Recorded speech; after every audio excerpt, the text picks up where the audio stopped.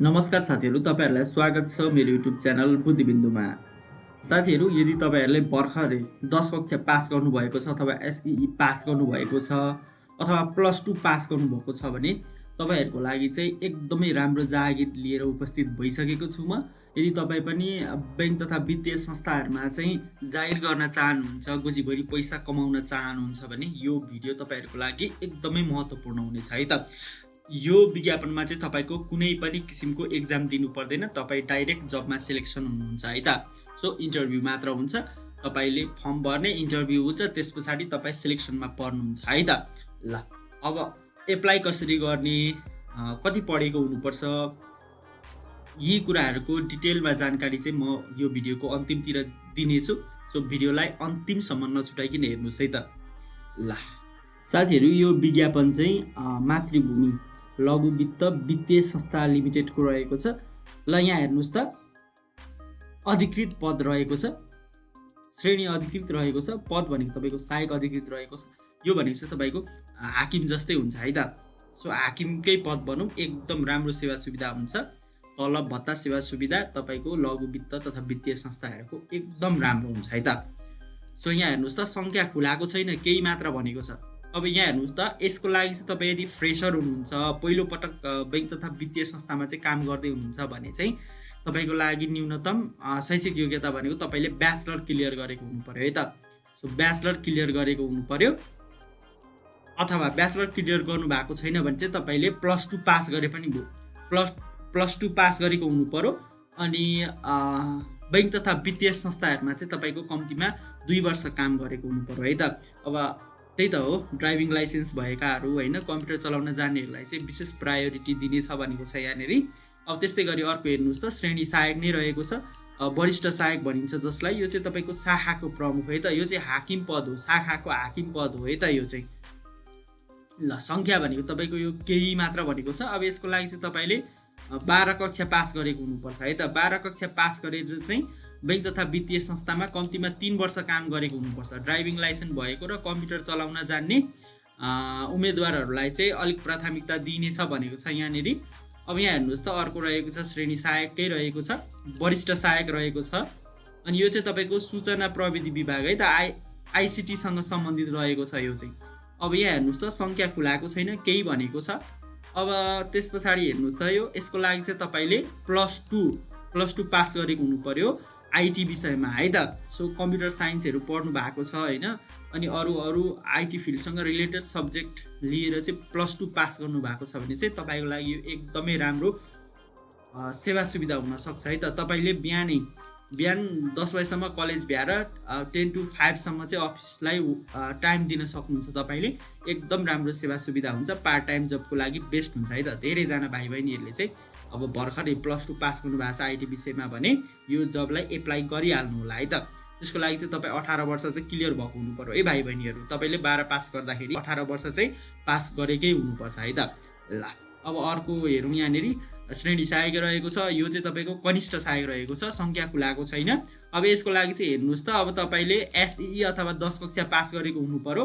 अनि बैंक तथा वित्तीय संस्थामा कम्तीमा पनि 6 महिना काम गरेको हुनु पर्यो है त तपाईहरुले। अब यसको लागि चाहिँ तपाईसँग लाइसेन्स हुनु पर्यो है त, ड्राइभिङ लाइसेन्स हुनु पर्यो। अनि कम्प्युटर चलाउन जान्नेलाई चाहिँ विशेष प्राथमिकता दिइनेछ भनेको छ है त।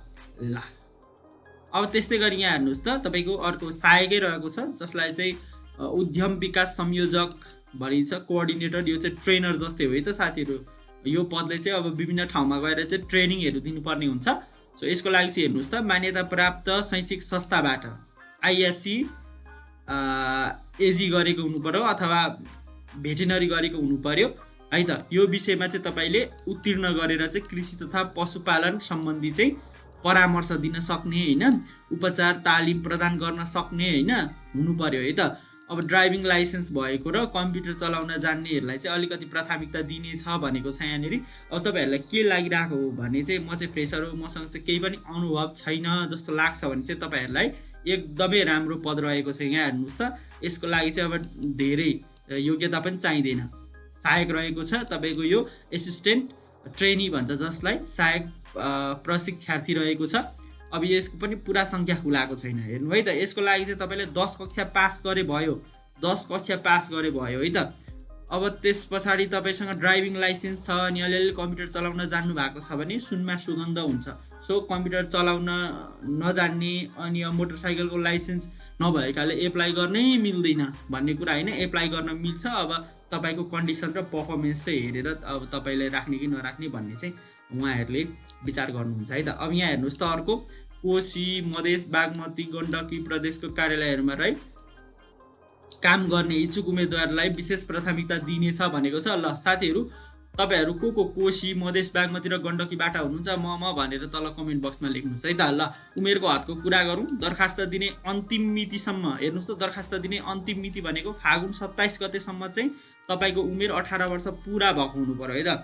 18 वर्ष उमेर पुरा भएर 35 वर्ष ननाएको हुनु पर्यो। र महिलाको हकमा कुरा गर्दाखेरि चाहिँ तपाईँको फागुन 27 गतेसम्म चाहिँ तपाईँको उमेर 18 वर्ष पुरा भएर 40 वर्ष ननाएको हुनु पर्यो महिलाको हकमा। पुरुषको हकमा 35 वर्ष ननाएको हुनु पर्यो है त।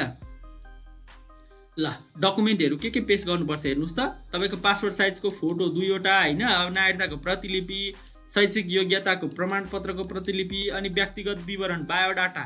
अब आवेदन दिने अन्तिम मिति हेर्नुहोस् त। निवेदन दिने अथवा आवेदन दिने अन्तिम मिति यो विज्ञापन खुलेको थियो तपाईँको फागुन 13 गतेदेखि खुलेको थियो। सो तपाईँको अन्तिम मिति भनेको चाहिँ 13 गतेदेखि चाहिँ फागुन 27 गतेसम्म रहेको छ है त। सो तुरुन्तै अनलाइन एप्लिकेसन भरिहाल्नु होला। एकदमै राम्रो सेवा सुविधा भएको यो विज्ञापन रहेको छ। यो विज्ञापन हातबाट उम्किन नदिनु होला है त।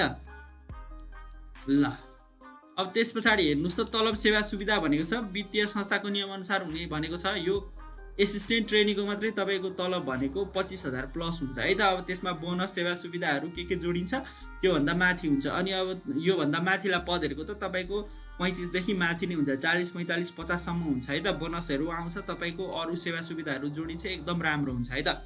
अब यहाँ हेर्नुहोस् त, परीक्षाको किसिम भनेको चाहिँ अन्तर्वार्ता मात्रै। तपाईँको कुनै पनि टेस्टहरू, स्किल टेस्टहरू केही लिँदैन, तपाईँको डाइरेक्ट इन्टरभ्यू हुन्छ। सो इन्टरभ्यूमा तपाईँले राम्रो पर्फर्मेन्स गर्नुभयो भने तपाईँ पास है त। ल अब हेर्नुहोस् त, यहाँ के भनेको छ, क्रस 1, 2 र 4 का पदहरूमा अनुभवको आधारमा र क्रस 3, 5 का पदमा 6 महिनाको परीक्षण काल है त। यहाँ हेर्नुहोस् त के भन्दैछ। सो 1, 2, 4 र 3, 5, 1, 2, 4, 1, 2, 4 अनि के भनेको थियो 1, 2, 4 र 3, 5 भन्यो नि त। र 3, 5 हेर्नुहोस् है त। हेर्नुहोस् त, यो मैले डबल अन्डरलाइन गरेका यी पदहरूमा चाहिँ तपाईँको 6 महिनाको परीक्षण काल हुन्छ है त। 6 महिनाको परीक्षण काल हुन्छ। 6 महिनासम्म चाहिँ अब तपाईँले राम्रो पर्फर्मेन्स दिनुभयो, उहाँहरूको चित्त बुझ्यो भने चाहिँ तपाईँलाई स्थायी नियुक्ति दिनुहुन्छ। यदि तपाईँले अब राम्रो काम गर्नु भएन, तपाईँले चाहिँ उहाँहरूलाई रिजाउन सक्नु भएन भने चाहिँ तपाईँलाई नियुक्ति दिनु हुँदैन उहाँहरूले है त। सो एकदम राम्रो काम गर्नु होला। अनि तलब सेवा सुविधा चाहिँ तपाईँले पुरा नै पाउनुहुन्छ है त। ल अब यहाँ हेर्नुहोस् त, क्रस 6 का लागि चाहिँ सहायक प्रशिक्षार्थीका लागि चाहिँ तपाईँको 1 वर्षको परीक्षण काल हुन्छ है त। 1 वर्षको परीक्षण काल हुन्छ। सो 1 वर्षसम्म चाहिँ अब तपाईँले सन्तोषजनक काम गर्नुभयो भने चाहिँ तपाईँलाई स्थायी नियुक्ति दिनुहुन्छ उहाँहरूले। अब तपाईँको काममा उहाँहरूको चित्त बुझेन भने चाहिँ तपाईँले नियुक्ति पाउनुहुन्न है त। सो तलब सेवा सुविधा चाहिँ तपाईँले पाउनुहुन्छ त्यति बेलासम्म काम गरेको। ल धेरैजसो साथीहरूले चाहिँ अब नडराउनु होला है त। त्यस्तो तपाईँलाई निकालिहाल्ने काम हुँदैन। तपाईँले काम सिक्दै जानुहुन्छ, आफ्नो पर्फर्मेन्सलाई बेस्ट गर्नु होला है त। ल अब हेर्नुहोस् त साथीहरू, त्यस पछाडि तपाईँको के हुन्छ, यो दरखास्तहरू प्राप्त भइसके पछाडि चाहिँ तपाईँहरूको सर्ट लिस्ट तयार गरिन्छ है त। सो एउटा सर्ट लिस्ट तयार गरिन्छ। सर्ट लिस्ट तयार गरिसके पछाडि तपाईँलाई इन्टरभ्यूको लागि पछि सम्पर्क गर्नुहुन्छ। सम्पर्क गरिसके पछाडि तपाईँ सम्बन्धित कार्यालयमा जानुपर्ने हुन्छ है त। सो अरू तपाईँलाई केही कुरा यो विज्ञापनको बारेमा बुझ्नु छ भने तल कमेन्ट बक्समा पनि लेख्न सक्नुहुन्छ।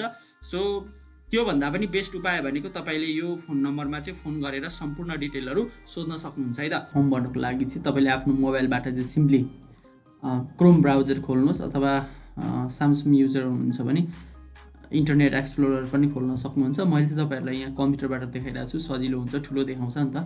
अब त्यही भएर त्यस पछाडि यहाँनिर सर्चमा तपाईँले मातृभूमि लेख्नुहोस् त। मातृभूमि लघु वित्त त लेख्नुहोस् त। त्यस पछाडि सर्च गरिदिनुहोस्। सर्च गरे पछाडि यहाँ हेर्नुहोस् त, यहाँ सुरुमै आउँछ। त्यस पछाडि यहाँ थिचिदिनु होला है त।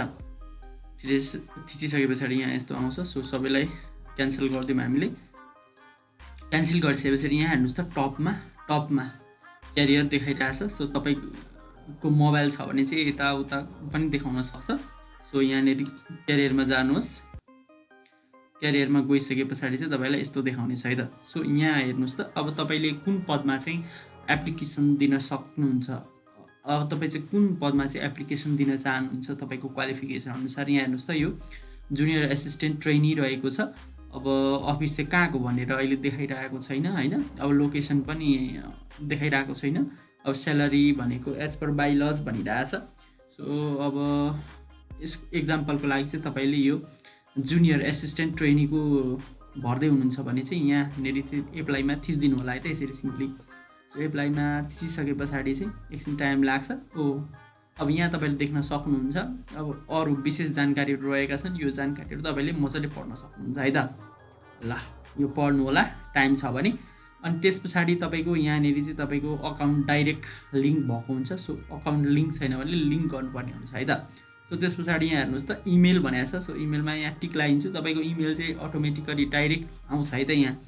सो अब विज्ञापन नम्बर भनेको छ। सो यहाँ हेर्नुहोस् त, विज्ञापन नम्बर भनेको छ। त्यस पछाडि यहाँ एरोमा थिचिदिनु होला। त्यस पछाडि अब तपाईँले चाहेको पद कुन हो त होइन। एक्जाम्पलको लागि मैले चाहिँ यो सहायक प्रशिक्षार्थी छान्छु। सो तपाईँले आफूलाई जुन मन लागेको छ त्यही विज्ञापन छान्न सक्नुहुन्छ है त क्वालिफिकेसन अनुसार। सो म चाहिँ यहाँ के गर्छु भन्दाखेरि यो सहायक प्रशिक्षार्थी एसिस्टेन्ट ट्रेनीमा थिचिदिन्छु। यहाँनिर थिचिसके पछाडि यहाँ हेर्नुहोस् त, के गर्ने त हामीले सिम्पली नेक्स्ट गरिदिने है त यहाँबाट। सो हामी यहाँ यसरी नेक्स्ट गरिदिन्छौँ। सो नेक्स्ट गरिदिइसके पछाडि तपाईँले यहाँनिर देख्न सक्नुहुन्छ है त। सो यहाँ हेर्नु, अब पुरा नाम नेपालीमा भनेको छ। सो आफ्नो नाम नेपालीमा लेख्नु होला है त यहाँनिर।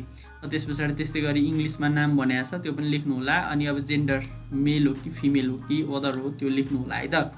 सो केटा भए मेल, केटी भए फिमेल र अन्य भए चाहिँ अदरमा थिचिदिनु होला ल। अनि त्यस पछाडि यहाँ हेर्नुहोस् त, फादर्स नेम भनेको छ।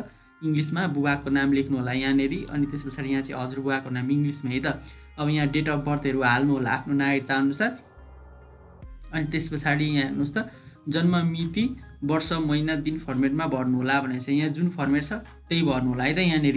यहाँ डट छ। सो तपाईँले पनि डटै भर्नु होला है त एक्जाम्पलको लागि। सो 2055 12 महिना 13 गते ठ्याक्कै यसरी नै भर्नु होला है त। यहाँ तपाईँले जस्तो फर्मेट देखाएको छ त्यही अनुसार चाहिँ तपाईँले टक्क भर्नु होला है त। बाटो भएर यस्तो स्ल्यासहरू दिने, माइनसहरू हाल्ने काम नगर्नु होला, हम रिजेक्ट हुनसक्छ।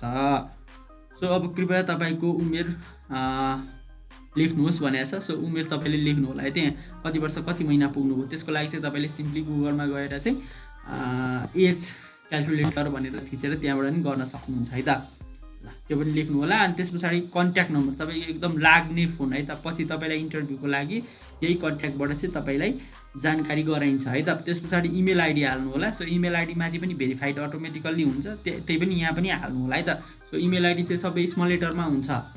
सबैले इमेल आइडी चाहिँ स्मल लेटरमा हाल्नु होला है त।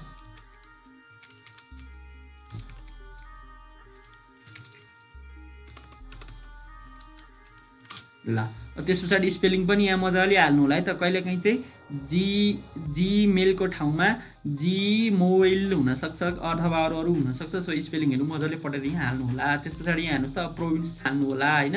कुन प्रोभिन्समा हुनुहुन्छ, अपडेटै भएको रहेनछ यहाँनिर। सो ल यहाँ हाल्नु होला है त तपाईँले आफ्नो प्रोभिन्स, यहाँ प्रदेश छान्नु होला। त्यस पछाडि अब कुन जिल्लामा त्यो जिल्ला छान्नु होला तपाईँको पर्मानेन्ट एड्रेसको। त्यस पछाडि यहाँ म्युनिसिपालिटी भनेको छ त्यो पनि छान्नुपर्ने हुन्छ तपाईँले यहाँनिर है त। अब यहाँ वार्ड नम्बर भनेको छ, त्यो वार्ड नम्बर पनि हाल्नु होला है त साथीहरू। ल यति गरिसके पछाडि हेर्नुहोस् त, पिपी साइज फोटो भनिरहेछ। सो यहाँनिर चाहिँ एड फाइलमा थिचेर छानेर तपाईँले हाल्न सक्नुहुन्छ है त। सो म्याक्सिमम चाहिँ तपाईँको कति हुनु पर्यो भन्दाखेरि चाहिँ 1 MB भन्दा ठुलो फाइल हुनु भएन है तपाईँको। सो 1 MB भन्दा ठुलो फाइल छ भने चाहिँ तपाईँ अप स्केलरमा गएर होइन फोटो क्वालिटी पनि बढाउन सक्नुहुन्छ त्यहाँबाट। अनि MB पनि घट्छ है त तपाईँको, यसो गर्नु होला। अथवा साइज रिड्युसरमा, फोटो साइज रिड्युसरमा गुगलमा गएर चाहिँ तपाईँले कन्भर्ट पनि गर्न सक्नुहुन्छ। अब सिटिजनसिप भनेको छ। सो सिटिजनसिप तपाईँले अगाडि पछाडिको यहाँनिर चाहिँ तपाईँको दुइटै फोटो चाहिँ जोडेर सिटिजनसिपको हालिदिनु होला। फोटो कसरी जोड्ने भनेर मैले बुद्धिबिन्दु युट्युब च्यानलमा राखेको छु, मेरो च्यानलमा, त्यहीँ गएर हेर्नुहोस् है त। ल त्यस पछाडि यहाँ बायोडाटा पनि राख्नु होला है त। सो आफ्नो बायोडाटा बनाउनु होला अनि बायोडाटा राख्नु होला। अब यहाँ हेर्नुहोस् त, ह्यान्ड रिटन एप्लिकेसन भनेको छ। कृपया स्पष्ट देखिने हस्तलिखित निवेदन स्क्यान अपलोड गर्नु होला भनेको छ। सो यो निवेदन पनि तपाईँले अपलोड गर्न सक्नुहुन्छ। सो निवेदन लेख्न तपाईँलाई समस्या भइरहेछ, अप्ठ्यारो भइरहेछ भने चाहिँ मलाई मेसेज गर्नु होला, gyanstationnepal@gmail.com मा म तपाईँलाई हेल्प गर्नेछु है त। सो यति भइसके पछाडि तपाईँले यहाँनिर नेक्स्ट थिच्दिनु होला है त। नेक्स्ट थिच्दै गएर चाहिँ तपाईँले सबमिट गर्न सक्नुहुन्छ। यसरी तपाईँलाई मैले चाहिँ एक्जाम्पल दिइरहेको छु। सो मैले यहाँ आफ्नो फर्म पनि भर्न सक्थेँ होइन। सो अब मैले चाहिँ यहाँ आफ्नो फर्म भरेँ भने अब म त जागिर खान चाहन्न, अलरेडी जागिरी मान्छे म होइन। सो त्यही भएर अरू मान्छे चाहिँ अटाउनुहुन्छ मेरो ठाउँमा होइन। म फोकटमा किन अरू मान्छेको ठाउँ ओगाडिदिनु भनेर चाहिँ मैले फर्म भरिरहेको छैन है त। अरू पदको पनि तपाईँहरूले यसरी नै भर्न सक्नुहुन्छ है त साथी हो। सो त्यही भएर तपाईँले यही अनुसार चाहिँ फर्म भर्न सक्नुहुन्छ। हस्त, धन्यवाद, थ्याङ्क यू।